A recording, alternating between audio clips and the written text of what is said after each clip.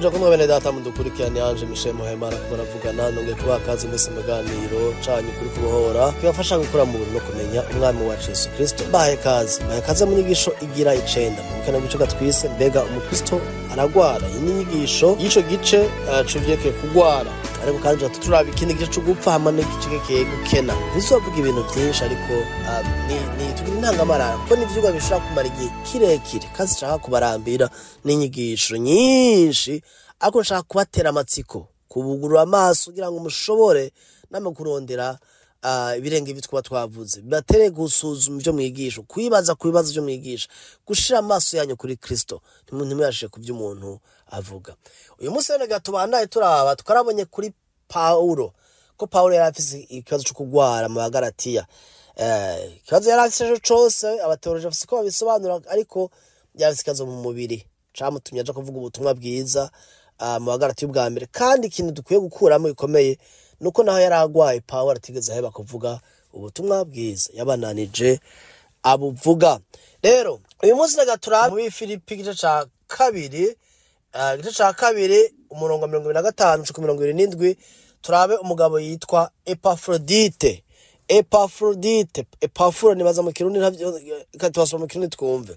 Abi Filipi 2:25 aravuga ngo ivya Epafrodito ni Epafrodito canke Epafrodite mu Gifaransa ya Epafroditus mu Congereza. Avuga ngo kandi mbonye 25 kandi mbonye yuko ari gikwiriye kubatumako Epafrodito mwene data dufatanije gikogwa n'intambara ari we ntumwa yanyu inkorera ivyo nkenye. Yari umudiyakoni afasha Paulo kuko abagirira igishika mwese akarandugwa umutima nuko mwumvise yuko yaragwaye. Urumva arakunda igishika, ijambo igishika nuko yabakunda urukundo rurengeje urugero. Yakunda bene data bi Filipi nibo Paulo zaramutuma ko rimwe na rimwe. Rero yaranze umutima nuko bumvise yuko yaragwaye. Uyu Epafrodite yaragwaye. Paulo ijambo kugwara aranarikoresheje turavyumvise. Epafrodite yari umukristo yizera kandi umukozi w'Imana akorana na Paulo. Umuntu avugwa cyane muri Bibiliya ariko ari umwe mu bagendanyi ba Paulo kuko Paulo yarafise abadisiple abigishwa agenda jana hagiye bamufasha ibikorwa by'Imana n'utundi tuntu akabatuma akabati genda hariya njanirira ikete hariya genda ukurikirane suivi ishengero ry'Efeso ry'Filipi yo muri Pamfilia ubarabe n'abameze bakomeze ubigisha babara abantu yagize abigishwa ba Kristo bajana nawe bamufasha kurikana amashengero yagiye aratanguza kugira ngo ashobore gukomera mu mwami no mu kwizera ubutumwa bwiza bwa Kristo. Rero uyu Epafrodite ngo yaragwaye ariko yababajwe nuko bene data bavyumvise. Reka dusome umurongo ukurikira 27 kandi koko yari yaragwaye ahakwa gupfa ahakwa guhwera. Umviriza yaragwaye ahakwa gupfa. Reka tugaruke kuri babantu babazimiza bababesha ngo ntugwara ngo nibimenyetso ngo ntiwemere ngo ndavyase ngo mfise ngo divine healing. Urumva navyanse kuri Facebook amisi yahera yari video nagize umuntu yaretse ko ngo wewe gutavyemera rero ngo utavyizera ngo harabo bikorera. Ndavuga babikorera sinakanye ko arabantu Yesu yakijije ingwara. Mbega bisigura ngo ndashaka gusubira kugwa niko bisigura bacambaye umubiri utaracungurwa utaraba glorifié. Ivyo tuzovyiga mu cigwa ca kabiri c'urupfu turabe aho ubuzimire bw'abo bantu buri kuri doctrine y'ugucungurwa gucungurwa kw'imibiri yacu. Bakundwa bene data ibi ni ibintu nibaza ko dukwiye gutahura kubera hari abantu benshi babazimiza.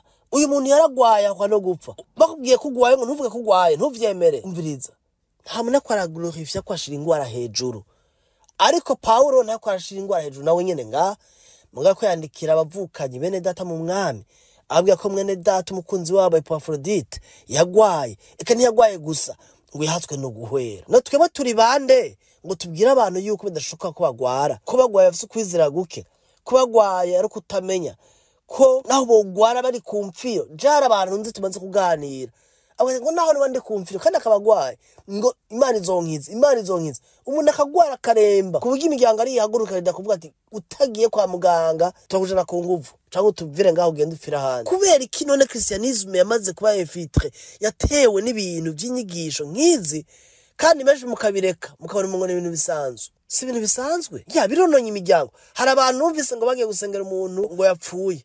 Ngo ntiyapfuye ngo arasinziriye. Ngo bahamagara umukozi ngo bitana umukozi w'Imana ngo aje kumusengera. Senga wapi? Senga wapi? Bacatangura kukwagiriza abantu banye n'umuntu. Ngo nikora ngo mutizera. Ngo musukwizera guke. Ngo zamura ukwizera. What is that? Bazamura ukwizera. Umvirize ndakubwira. Epafrodite yaragwaye kandi akwa gupfa. Reka twumvirize.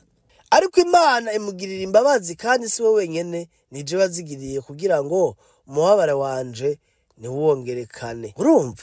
Imana yamukiriye ikigongwe arakira. Pawulo avuga ati Imana ngira ikigongwe je ahubwo yamukije ku bwanje. Kwera asanzwe afise imibabaro ari mu gasho ngahane kikete rya bifiri. Atubwira umubabare wanje niwongerekane. Umwami yaramugira ikigongwe yaramukijije. Urabona ko Imana ikiza ariko kandi ubona ko umuntu ashaka kugwara kandi akijije. Kandi yubaha Imana kandi ayikorera. Uko ari abantu bibaza ati none Mana je naragukoreye jewe navuze ubutumwa jewe narasenze natanze ibyanje haco nakoze nagiye ingendo narakubiswa nzizina ryawe no gufungwa ndafungwa.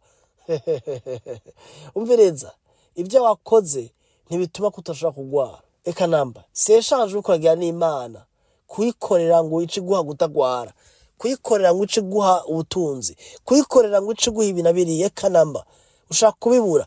N'abantu bangahe tuzi bakoreye Imana mu bwizigigwa bishwe n'ingwara, bishwe n'amadiabete, bishwe n'imitima, bishwe n'amakanseri. Abo turabazi kandi barasengewe, barahamagara abakozi b'Imana biranka. None gamwene da Pawulo ko tumubona yemeza ko ari umuntu yagwaye bigenda gute umuntu yigisha? Hari waje numvise ko aravyigisha, hari numvise ariko aravyigisha kuri Zoom avuga yuko ngo kutagwara ngo kugwara ngo ni kibazo cyo kutamenya. Sinamwihanganiye no narindi nacenda muhuye umurongo arabura icyo asigura atangura kudendeka. No mukwiye kuba hange kuko ubwiye abantu ngo nibagwara. Hari abantu bagwara mu ishengero muzi. Hari n'undi nigeze kuba tuko turaganira kera mu myaka 2009 yarakuba katahura ubuntu. Sinzi abantu yumvise inyigisho zivuga ngo Imana yasezeraniye abagore b'abaheburayo kazi ngo bazovyara batagize ngo ibise batanababaye. Yari mu mama kandi umuntu mama yize cyane, yize gose yari mu docteur mu bintu kanaka muga yizera ivyo bintu. Ndambwira nti no ivyo kuravuga kuvyara nk'umuheburayo kazi simakanye ko ushobora kuvyara mu buryo bworosha. Abantu bavukiye muhira batarinze kuja kwa muganga. Muri abo ranje ndimo n'abantu bavukiye muhira mama yamvyariye muhira kandi yarakijijwe ntiyarinze kuja kwa muganga bamwirukeka.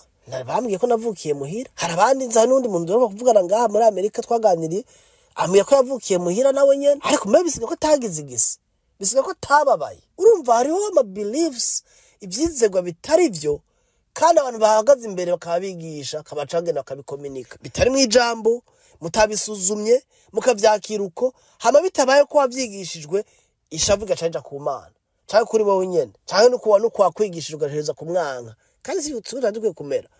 Rero musuzume ivyizegwa. Epafrodite yaragwaye akwa gupfa. Notwe turi bane tubwira abantu ko badashaka kugwara. Eka namba ariko kandi turavuga no gukiza kw'Imana ko Imana yaramukijije. Bisiga ko Pawulo shobora yaramusengeye, Pavete ubwiwe yarisengeye, bene data barumvise umubabaro wiwe baramusengera. Nivyo dukora hama ibi byo gukiza tukaberekera umwami Yesu akijije. Amen. Atawukijije Imana igumara Imana. Haraba ngo kubaho ni Kristo. Wa Filipi kubaho ni Kristo kandi gupfa ni nyungu ku Kristo. Tubana sancho bisigura kubaho ni Kristo kandi gupfa ni nyungu.